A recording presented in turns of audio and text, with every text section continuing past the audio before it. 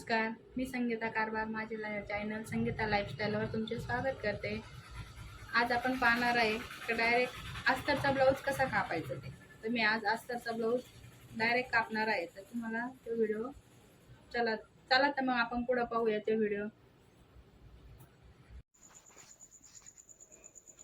चला तर मग आपण आता पाहतोय ब्लाऊज पीसवर डायरेक्ट कटिंग तयार करायची. बंद बाजू मी माझ्याकडे टाकून घेतलेली आहे. आता पहिलं प्रथम उंची, ब्लाऊजची उंची किती आहे?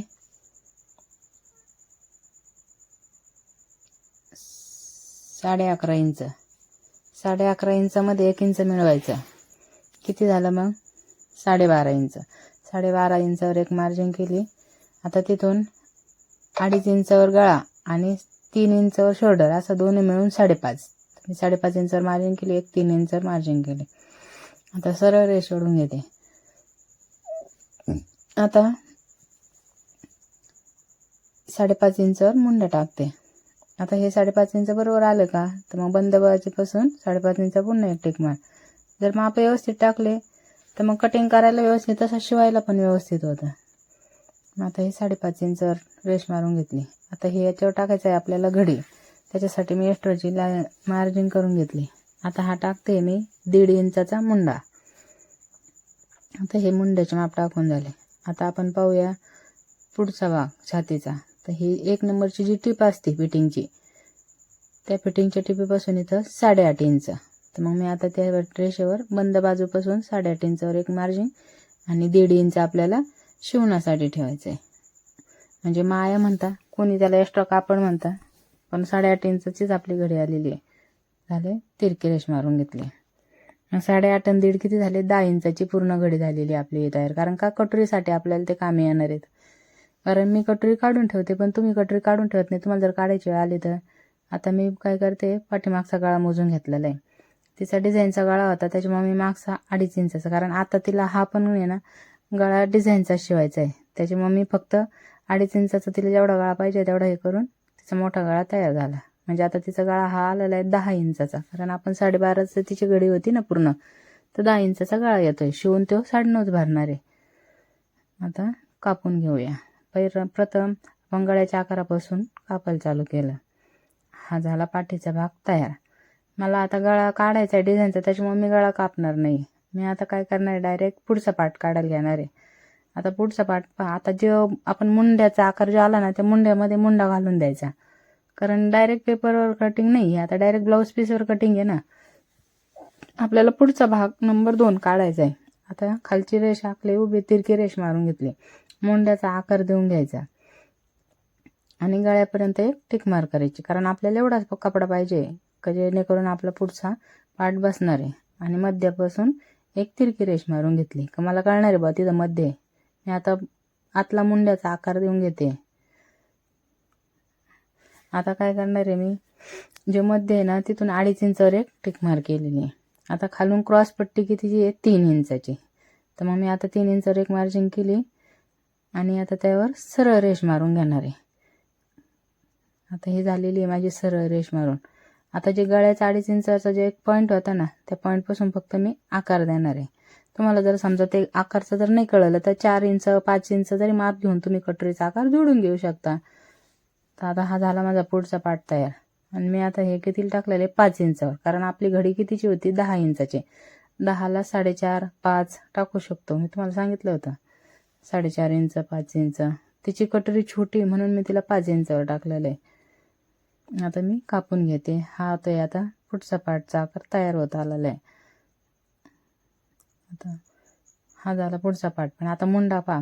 आता वरचा मुंडा न कापता आतल्या साईडचा मुंडा कापायचा, कारण आपल्याला आतील मुंडा काढायचा आहे ना. हा झाला पहा पुढचा पार्ट तयार. आता राहिली कटोरी, क्रॉसपट्टी आणि बाही. तर मी आता काय करणार आहे, माझ्याकडे ऑलरेडी ना क्रॉसपट्टी काढलेले आहेत कटोरी. मी कसं पुठ्ठ्यावर कापून घेतलेले, 21-25 काढून ठेवलेलं आहे का जेणेकरून हे काढत बसावं नाही लागत. आणि माझं रोजचं रुटीन बसून गेलेलं आहे का मला कटोरी काढायची वा कोणती कटोरी येऊ शकते याला घडीनुसार. ते आता मी 3-4 कटोरी मी टाकून पाहणार आहे का ह्या कटोरीचा आकार तंतोतंत बसतोय का बाबा. नाही बसत आहे.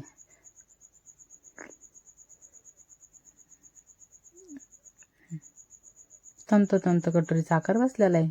कारण त्याच्यावर ऑलरेडी मी हे करून घेतलेलं आहे, कटोरीचे आकार देऊन नंतर 1-1.5 इंच वाढव करून सगळं.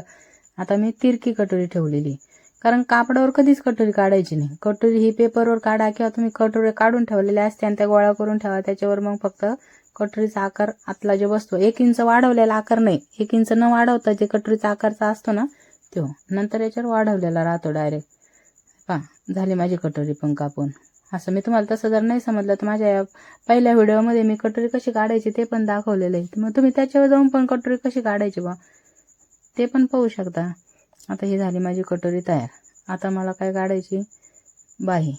मी आता बाही काढणार आहे. आता बाईचं माप घेऊया. आता पाहू ब्लाऊजवर बाई किती इंच आहे,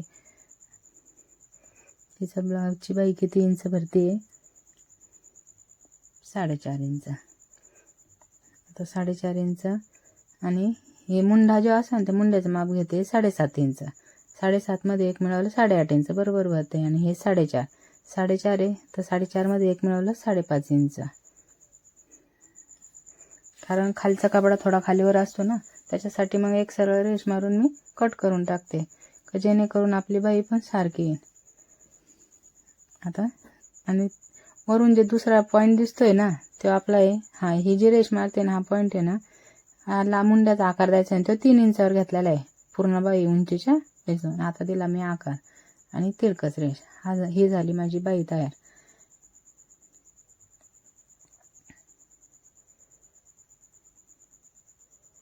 ही माझी आता पूर्ण बाई कापून तयार झालेली आहे. मी आता हा मधला टच देते, कारण का कळतं का हा दोन्हीचं मध्ये. आता आतील मुंड्याचा कसा असतो, 2 मुंडे आहेत ना आपण आतापर्यंत शिकलेलो, हा मुंड्याचा आकार लगेच देऊन घेते जेणेकरून कळण. आता मी तुम्हाला कापून दाखवते. मी डायरेक्ट कात्रीने कापते, पण तुम्हाला आकार देऊन का दाखवला का तुम्हाला पण लक्षात आला पाहिजे की बुवा यांनी आकार कसा दिला. इकडून 2 मध्य भागापासून हळूहळू चालू केलेलं राहतं इकडं, आणि हा टच दिला ते हे मला कळण्यासाठी की बुवा हा पुढचा भाग आहे, हा मागचा भाग आहे. मी त्यासाठी टच दिला, आपल्याला सगळं सोयीस्कर आणि सोप्या पद्धतीने समजलं जातं. आता आली आपली क्रॉसपट्टी. क्रॉसपट्टी कशी काढायची, आपण जे माप टाकलं होते छातीचे ना ते कितीचे इंचाचे, घडी कितीच इंचाची ती 10-10.5 इंचाचे. मग 10.5 वर माप टाकलं, इकडून 3 इंच टाकलं आणि हे 4 इंचावर 3 इंचापर्यंत आकार दिला. ही झाली आपली क्रॉसपट्टी तयार. मग तुम्ही 3 घ्या, 3.5 घ्या. तुम्हाला जर कपडा वाढव घ्यायची सवय असली, मला कपडा वाढव लागतं, मला आईस पैस शिवायची हे राहतं म्हणजे सवय, असं छोट्या छोट्या कापडात नाही आवडत. मग मी थोडंसं 1/2 इंचाची क्रॉसपट्टी कधी ते गुतले बितले तरी मग पुढं नंतर शेवट मी कापून टाकत असते. हा झाले आपले 5 पार्ट तयार. पुढचा पार्ट झाला कटोरी झाला, हा पाठीचा भाग झाला, बाई झाली, क्रॉसपट्टी झाली. हे 5 पार्ट आपले आता तयार झालेले आहेत. आता आपण मेन जे कापड आहे ब्लाऊज पीसचं ते कापड घेते. आता ते कापड, आता काहींची डिझाईन आहे ना कापडाची उभी असते. आता हा प्लेन आहे, पण प्लेन मध्ये पण याला लाइनिंग आहे. हे आता व्हिडिओमध्ये दिसतं की नाही काय माहिती, पण प्लेन मध्ये पण आपल्याला याला लाइनिंग आहे. तर मग आता हे मी जे खराब होतं हे मध्ये चाललं होतं, मग हे काढून टाकलं. खराब असल्यामुळे त्याचं काही काम नाही, कारण ते पाठीला येणार नाही, बाईला येऊ शकत नाही. मग आता मी पहिली पाट, आता जी पाट टाकली ती दिसतीये, पण मग ती बंद बाजू त्या साईडने आली ना, म्हणून मग बंद बाजूच्या साईडने मी 1/2 इंच एक्स्ट्रा कापड ठेवून कापत असते. कोणी तंतोतंत कापतं, पण तंतोतंत कापलं कधी कापड मऊ असतं, सटकतं असतं, तर ती सवय लागली 1/2 इंच एक्स्ट्रा ठेवायचं आणि कापून टाकायचं. आता हा झाला पाठीचा भाग तयार. आता पुढचा पाहूया. आता पुढचं काय टाकते, पुढचा भाग टाकू किंवा मग बाई टाकू, जसं त्या कापडामध्ये बसायचं ऍडजस्टमेंट करत असतं माणूस तसं. आता हे पुढचा पार्ट टाकते. बसून पाहायचा कसा बसतो, काय बसतो, क्रॉसपट्टी कुठं बसन, आपली कटोरी कुठं बसन. मग नंतर लगेच 1/2 इंचाची मार्जिन ठेवून कापून टाकायचा. हा झाला आपला पुढचा भाग तयार.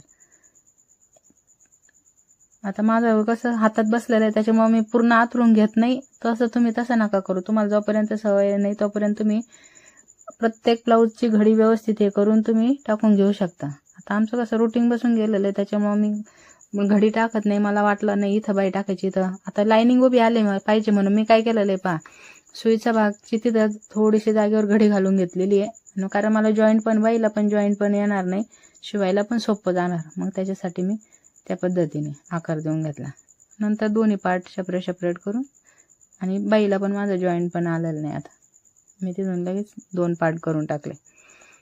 पण ठेवताना मी प्रत्येक याच्यात तुम्ही पाहिलं अर्धा इंच एक्स्ट्रा ठेवत चालते, का जेणेकरून कपडा खालीवर जरी झाला थोडाफार निपसला असा टाकला तरी व्यवस्थित आपलं येतं. आता कटोरी टाकूया. आता इथं टाकूया कटोरी. हे पहा किती तंत कटोरी बसली. तर इथं कटोरीला सुद्धा अर्धा इंच एक्स्ट्रा मार्जिन ठेवून मी कट करून टाकले.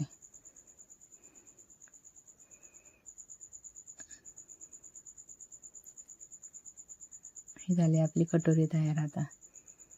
आता काय राहिले आपली क्रॉसपट्टी. आता क्रॉसपट्टी पहा, कारण काहींचे कपडे मोठे असतात, काहींचं कापड छोटं असतं, पण आपल्याला त्यातल्या त्यात ऍडजस्ट करायचं असतं. आणि त्याच्यात आता तुम्ही पाहिलं 4 इंच म्हणजे जवळ 2-4 इंचाची पट्टी आपली खराब निघाली. पण आता त्या लेडीजला ब्लाऊज तर हा शिवून पाहिजेचे, पण आपल्याला काहीतरी मग डोकं लावणं गरजेचंच असतं. त्याच्यामुळे मग हळूहळू का होईना पण व्यवस्थित बसतंय का नाही बसतंय मग तुम्ही पेपर कटिंग करा किंवा आखून घ्या. पण आता मला सवय झालेली असल्यामुळे मी डायरेक्ट हे करून टाकते, कटिंग करून टाकते. हे झाले माझी क्रॉसपट्टी. तर आता काय राहिलं, कारण मी मागचा गळा पलटी मारणार डिझाईनचा गळा असल्यामुळे राहिला फक्त पुढं, तर मी फक्त 2 गळ्याच्या पट्ट्या काढणार. झाली माझी पूर्ण कटिंग तयार. आणि जे गळ्याचे निघणार आहे त्याच्यामध्ये मी ह्याच्या पट्ट्या काढणार काज बटन पट्टी. त्याच्यामुळे आता ही अशा प्रकारे पूर्ण आपली ब्लाऊज पेपर कटिंगचा वापर न करता डायरेक्ट ब्लाऊज पीसवर कटिंग शिकलेला आहे. कटोरीज ब्लाऊज आहे. पहिल्याही व्हिडिओमध्ये मी तुम्हाला पेपर कटिंग कशी करायची किंवा पेपरवर कटिंग कशी करायची ते सांगितले होते. पण आता डायरेक्ट तीच कटिंग पण तुम्हाला सोप्या पद्धतीत पुन्हा ब्लाऊज पीसवर टाकवायची शिकवलेली आहे. तर ती तुम्हाला जर सोपी वाटली किंवा काही अडचण आली तर मला नक्की कमेंट करून सांगा. हा व्हिडिओ जर आवडला असेल तर तुम्ही लाईक करा, शेअर करा, सबस्क्राईब करा. धन्यवाद.